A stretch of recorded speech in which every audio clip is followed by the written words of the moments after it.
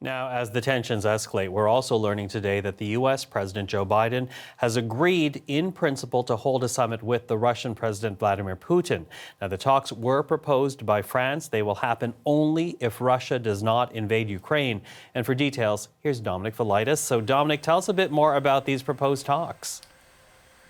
Yeah, as you say, Michael, the idea of a high-level summit was proposed by France's President Emmanuel Macron, who's been acting as a kind of mediator between Presidents Biden and Putin. Indeed, he spent a great deal of time speaking to the two men on the phone yesterday. Now, nothing is set in stone yet, Michael. Nevertheless, the news of a potential Biden-Putin summit has been cautiously welcomed. Here's Ukraine's Foreign Minister Dmytro Kuleba.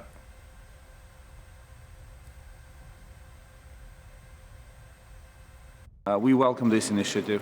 We believe that every effort aimed at diplomatic solution is worth trying. Secretary Blinken assured me that, as it has been the case until now, no decisions about Ukraine will be taken behind Ukraine's back, and we will closely coordinate with him on the eve of, as they will be preparing this summit, to synchronize our positions and to make sure that our interests will be taken into account.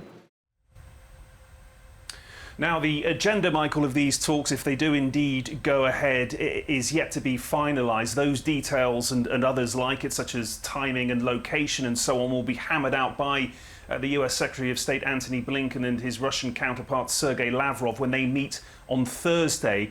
I think, Michael, it would be prudent to temper expectations about this summit going ahead at this stage. Moscow says talk of such a high-level meeting is premature and that there are no concrete plans in place yet. And it's important to remember as well, as you pointed out earlier, that the Americans have only agreed to a possible summit in principle. The White House has said it will only take place if Russia does not invade Ukraine in the coming days, Michael. Now, despite this meeting, this potential meeting being announced here, Dominic, there are still fears of an invasion. In fact, those fears are still very high. Walk us through that. Yeah, I mean, certainly the White House believes Russia is continuing preparations for an invasion or some kind of large assault against Ukraine. And we've just been hearing from Boris Johnson's spokesperson here in the UK, who told journalists that intelligence reports suggest Putin intends to invade and that his plan to do so has already begun.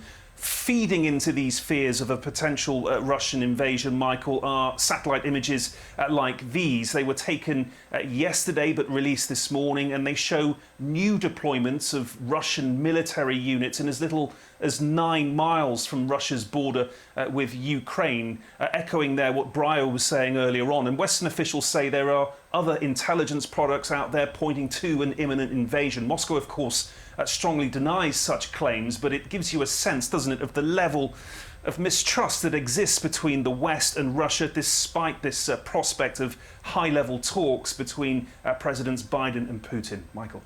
Dominic, thank you for that. Our Dominic Velitis in Bristol, England.